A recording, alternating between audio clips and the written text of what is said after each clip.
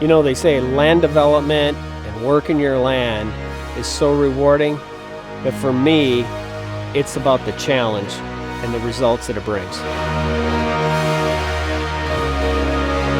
This property has so much potential. Now it's just executing it and doing the hard work. We literally did everything today. I was really impressed with how the machine worked along with its accessories. Now it's just hurry up and wait. We hopefully get some rain here. Now that there's gonna be some food coming up, I have high hopes.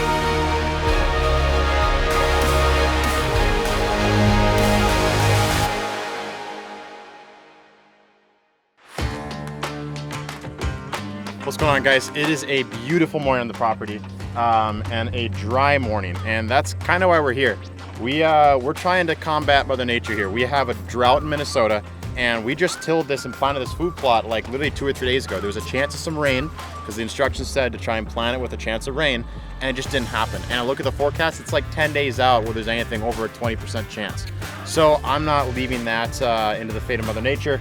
We're gonna improvise. Okay, so starters, let's talk about a pump. This one I got at Menards. It's pretty simple. It's a Barracuda, I think, cast iron, 25 gallons per minute. It's a 1/2 horsepower, plugs into a generator. This is a 3000. I think any generator will work. I think a 2000 would be just fine. But for that, it's pretty simple. It's just got an outlet, you plug it in. There is an inside and an outside. They come with attachments for hoses, which is what we're using today. This was an interesting find. I was recommended this from, again, just watching a YouTube video. These are used to like store chemicals, like industrial stuff. This one specifically was used to store yeast, I believe, and I'm sure for all kinds of things. I like to think it was for making beer, but I'm sure it was for all kinds of things. These tanks, you can find them on Facebook Marketplace, Craigslist, OfferUp, I mean, all those platforms. And everyone I saw was like under $150. This one I got for $85, and it came with a little spigot at the end of it, which you just, boom, attach your hose to. So again, I think you could use probably like a 55-gallon drum. I think you could use a bunch of totes and do something like that. I think there's all kinds of options. So without further ado, I'm gonna go through the spread of how I'm gonna lay these things out, hook the pump up with the generator, and we're gonna see what kind of pressure we can get out of this and see how much water this thing really takes. So that's one thing I really don't know. First things first, there's a big old lever here on this tank to open it up. That'll bring the water from here to the pump. Make sure you have your ins and outs, which we've already actually made that mistake once. I have a 25-foot hose. That'll be my first one. At the end of that is gonna go one of these sprinkler heads. Got the generator here, gonna start that up. I'm gonna set this all out first, get them all lined up, and just kind of estimate and eyeball a 20 to 30-foot ring of which is how far these things shoot. And yeah, get them all set up. Okay, so next steps is gonna be making sure all the sprinkler heads are facing the right way and such. Just to make sure I get the most coverage. And again, we got the timer on our phone going, so yeah. One, it's a good amount of water. Two, that thing really hasn't moved all that much down. You could definitely tell that like this is like the strongest head, and like it gets weaker as it goes, which is normal, I would think, because the pressure should get weaker as it goes throughout the hose.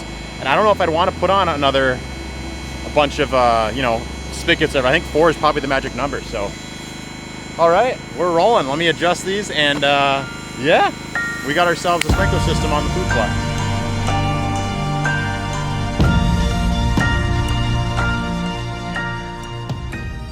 Let's just take a second to admire our greenery here. Now, again, it's kind of hard to tell, but I would say, again, first time doing this, I would say probably 70% of the seed that we did, took. It's one of those deals where right after we planted, we had like 2.5 weeks of dry. You guys saw they came in here and watered to the best of our ability. But I've been traveling for work, and about a week and a half ago, we got some good rain, and it's been kind of off and on in the fall, getting towards the fall here, but it just never really got the dousing it needed when I think it first got planted. So we definitely got food out here, there's no doubt about it. I mean, I can see all kinds of things in a mixture of things. Grasses, I can see the stuff over there they've been chewing on. You can already see there's a little dent in it. But it's better than nothing, and certainly better than what it was. But I think every year, Pat told me that, he said, don't be discouraged. Every year, as you till again, spray again, and then plant again, it'll just become more and more saturated with food and less of other weeds and other kinds of stuff. So going into year 2 and year 3, we'll have a little better food plot, I think. For now, this really is, other than natural stuff in the woods and acorns, this is the best source of food within the first probably mile and a half here, because there really isn't any agriculture on here. So they've been attached to it almost every night, and I'm hoping it stays that way.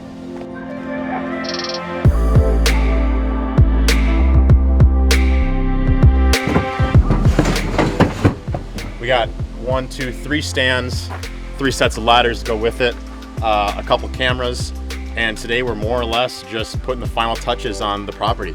We've worked a lot of days and a lot of sweaty days getting the plots ready, and it's growing, and pictures have been coming in. But now is where we set it up.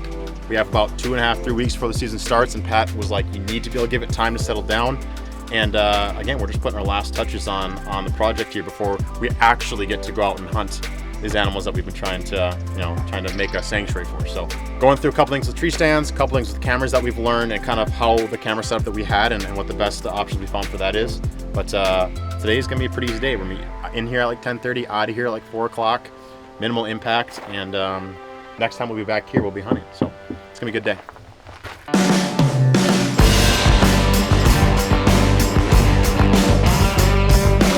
It's one of the first cameras we put up in the spring here. This isn't a Delta. This is one of the models I had beforehand that I had left over from the previous year. But we have pictures of a bear actually like getting into this one. But these batteries have lasted going on 5-6 months, and they're just about done. And depending on what settings you have on your camera and what you change on your phone, if you want pictures uploaded as soon as they're taken, or if they'll upload all the pictures in like one burst in the evenings. It just depends what you want, right? Obviously, the more this is talking to your phone, this is more this is connecting to towers and cell towers and stuff, more batteries it's taking up. So it's lasted quite a while, and we're going to swap out batteries here and then leave it off until we head out. And then, yeah, this pretty much looks over the main part of the food plot. And I bet you between this one and one other camera, most of the bucks that we have on camera came off this cam, which means they're coming right here.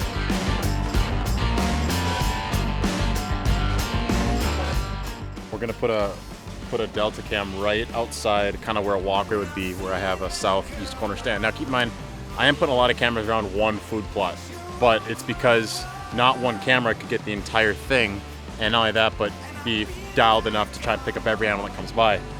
Just that far. I mean, it's 80, 90 yards. So this is specifically an area that's going to be an option for us when the season starts if we have a south wind. And so I'm going to put a new camera here.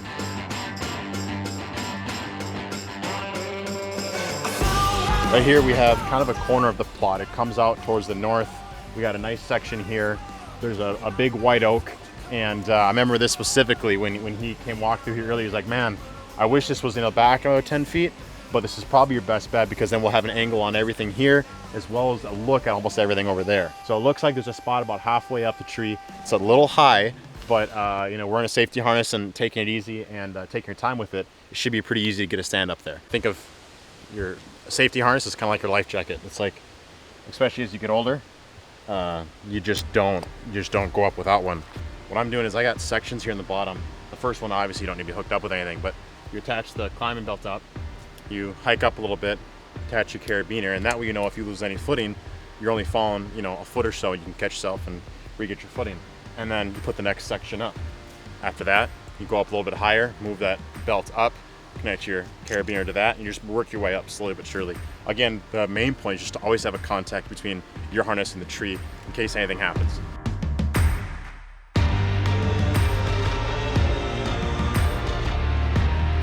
We got all 4 sections up there, but I want to leave some stuff underneath me so that if they look up, they just kind of see some leaves and then maybe a blob in leaves versus just like a bare trunk, right? The last thing you want to do is go hack away everything. Now, you have to keep in mind in a couple months here, probably after when I'm hopefully done hunting, but it'll all just be no leaves at all and it won't really matter. But even so, I want to leave something up there, and any branches that I do cut down, if I can lay them like underneath the stand a little bit, and I can kind of create a little like almost like a blind. Perfect. That says the less they can see, the better. The last thing you want to be is on a giant bare open tree. So.